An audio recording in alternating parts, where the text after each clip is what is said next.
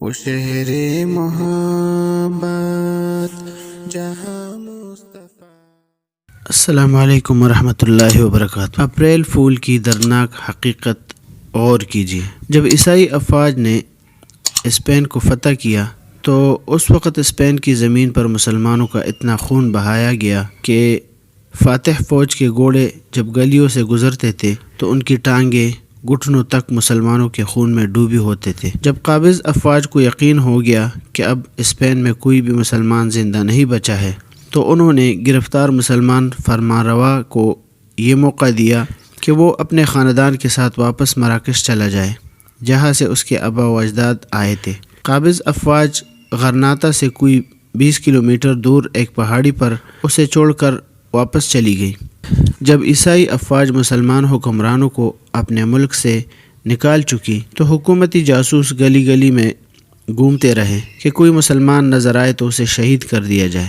جو مسلمان زندہ بچ گئے وہ اپنے علاقے چھوڑ کر دوسرے علاقوں میں جا بسے اور وہاں جا کر اپنے گلوں میں صلیبیں ڈال لی اور عیسائی نام رکھ لیے۔ اب بظاہر اسپین میں کوئی مسلمان نظر نہیں آ رہا تھا، مگر اب بھی عیسائیوں کو یقین تھا کہ سارے مسلمان قتل نہیں ہوئے، کچھ چھپ کر اور اپنی شناخت چھپا کر زندہ ہے۔ اب مسلمانوں کو باہر نکالنے کی ترکیبیں سوچی جانے لگی اور پھر ایک منصوبہ بنایا گیا۔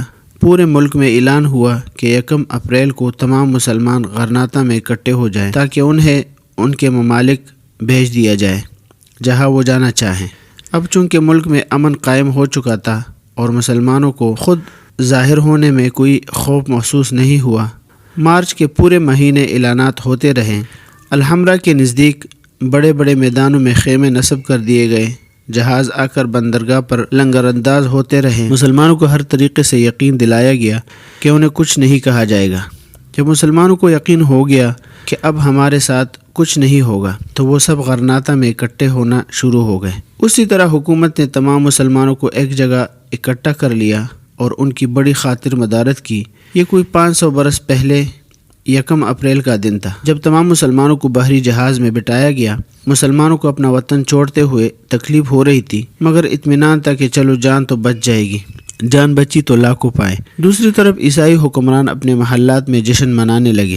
جرنیلوں نے مسلمانوں کو الوداع کیا اور جہاز وہاں سے چلے دیے۔ ان مسلمانوں میں بوڑھے، جوان، خواتین، بچے اور کئی ایک مریض بھی تھے۔ جب جہاز سمندر کے عین وسط میں پہنچے تو منصوبہ بندی کے تحت انہیں گہری پانی میں ڈبو دیا گیا اور یوں وہ تمام مسلمان سمندر میں ابدی نیند سو گئے۔ اس کے بعد اسپین میں خوب جشن منایا گیا کہ ہم نے کس طرح اپنے دشمنوں کو بیوقوف بنایا۔ پھر یہ دن اسپین کی سرحدوں سے نکل کر پورے یورپ میں فتح کا عظیم دن بن گیا اور اسے انگریزی میں 1 اپریل فول کا نام دے دیا گیا، یعنی 1 اپریل کے بیوقوف۔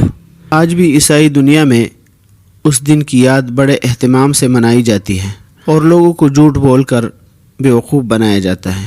اس رسم کے درج ذیل نقصانات ہیں۔ نمبر 1، دشمنوں کی خوشی میں شرکت کرنا۔ نمبر 2، نفاق میں ڈوب جانا۔ نمبر 3، جھوٹ بولنا اور ہلاکت پانا۔ نمبر 4، اللہ کی ناراضگی پانا۔ نمبر 5، مسلمان بہن بھائیوں کی تباہی اور بربادی کی خوشی منانا۔ نمبر 6، مسلمان بہن بھائیوں کو مصیبت میں ڈالنا۔ نمبر 7، دنیا اور آخرت میں تباہی ہی تباہی ہے۔ اقول ما تسمعون واستغفر اللہ لی ولکم ولسائر المسلمین فاستغفروہ انہ هو الغفور الرحیم۔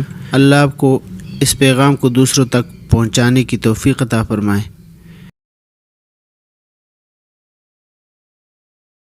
آمین برحمتک۔